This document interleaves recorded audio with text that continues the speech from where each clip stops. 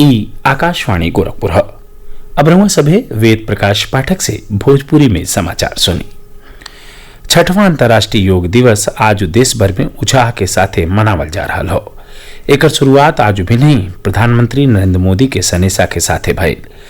Television पर देहल सनेसा में प्रधानमंत्री कहना कि योग लोगन के एकजुट करेला आ वैश्विक भाईचारा का सनेसा देला।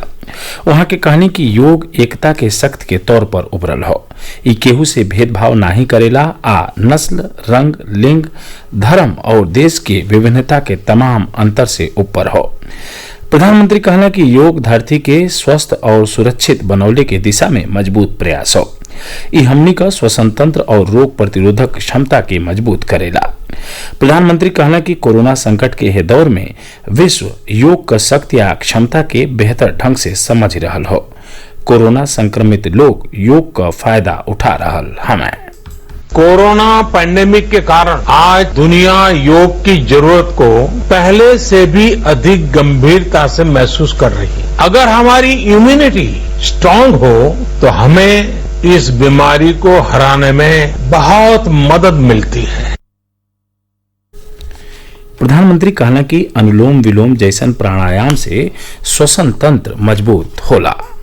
कोविड-19 वायरस खासतौर पर हमारे श्वसन तंत्र यानी कि रेस्पिरेटरी सिस्टम पर अटैक करता है। हमारे रेस्पिरेटरी सिस्टम को स्ट्रांग करने में जिससे सबसे ज्यादा मदद मिलती है वो है प्राणायाम। सामान्य तौर पर अनुलोम विलोम प्राणायाम एक प्रकार से पॉपुलर भी है, ये प्रभावी भी है। योग की ये सभी विधाएं हमारे रेस्पिरेटरी सिस्टम और इम्यून सिस्टम दोनों को मजबूत करने में बहुत मदद करती है। प्रधानमंत्री कहना कि यह वरिष्ठ योग दिवस का विषय हो घर पर योग, परिवार के साथ योग। वहां के कहने की परिवार के सदस्यन के साथ योगाभ्यास कैले से पूरा घर में सकारात्मक ऊर्जा का प्रवाह होला। वहां के लोगन से योग के एगो दैनिक गतिविधि के तौर पर अपनौले का अपील कैनी। राष्ट्रपति रामनाथ कोविंद छठवां अंतर्राष्ट्रीय योग दिवस पर लोगन के बधाई देले हैं। ट्वीट सनेसा में वहां के कहने की योग विज्ञान विश्व खातिर भारत का सबसे बड़हन उपहार हो। श्री कोविंद कहना कि विशेष तौर से कोविड-19 महामारी के हालत के ध्यान में रखत तनाव और संघर्ष के बीच योग से शरीर के चुस्त दुरुस्त रखले और मस्तिष्क के शांत रखले में मदद मिलेला। राष्ट्रपति कहना कि खुशी का विषय हो कि ढेर से ढेर लोग अपने जिंदगी में योग अपना रहा हमें। उपराष्ट्रपति एम वेंकैया नायडू योग के आदमी के शारीरिक और मानसिक आरोग्य खातिर महात्म वाला बतौले हमें।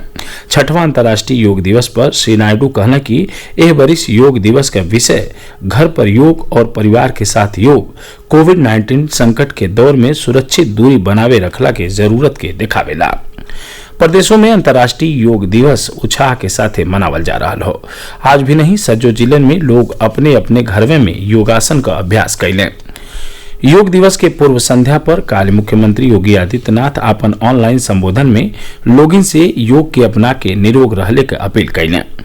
वहां के कहने की योग से आदमी का रोग प्रतिरोधक क्षमता बढ़ेले जैसे कोनो भी तरह के वायरस के संक्रमण का खतरा कम हो जाला। देश भर में कोविड-19 रोगियन के स्वस्थ होखला का दर 55.49% हो गई हो।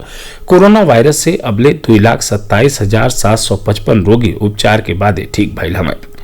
केंद्रीय स्वास्थ्य मंत्रालय बतौलस कि ठीक भइल रोगियन का संख्या उपचार करवा रहल रोगियन के संख्या से करीब 58,000 बेसी हो।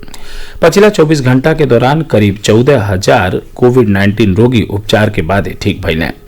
मंत्रालय बतौलस कि यह समय करीब 1,69,000 मरीजन का इलाज चल रहा हो।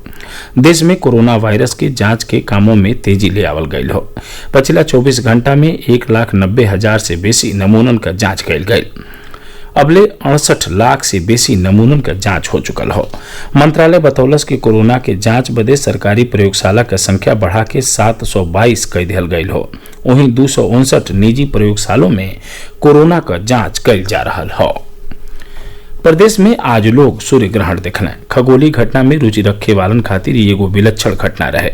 सूर्य ग्रहण के दौरान कई लोग अपने रोजमर्रा के गतिविधियन के नया सिरा से व्यवस्थित कैले। IIT कानपुर MNNIT प्रयागराज और BHU वाराणसी सहित प्रदेश में कई संस्थाओं में रिंग ऑफ फायर की घटना का अध्ययन करने के लिए व्यवस्थाएं की गई थी। वैज्ञानिकों की लोगों को इस खगोलीय घटना को नंगी आंखों से नहीं देखने की सलाह के चलते अधिकांश समय अपने टीवी सेटों पर चिपके रहे। कुछ लोगों को चंद्रमा की छाया के दृश्यों को अच्छी तरह और सुरक्षित ढंग से देखने के लिए दूरबीन, सनग्लास और एक्स-रे फिल्म का प्रयोग करते देखा गया। हालांकि कई स्थानों पर आसमान में बादल छाए होने के कारण लोगों को इस अवसर से वंचित और निराश होना पड़ा। MS यादव, आकाशवाणी समाचार, लखनऊ। एक साथ ही भोजपुरी समाचारन के बुलेटिन पूरा भइल। नमस्कार।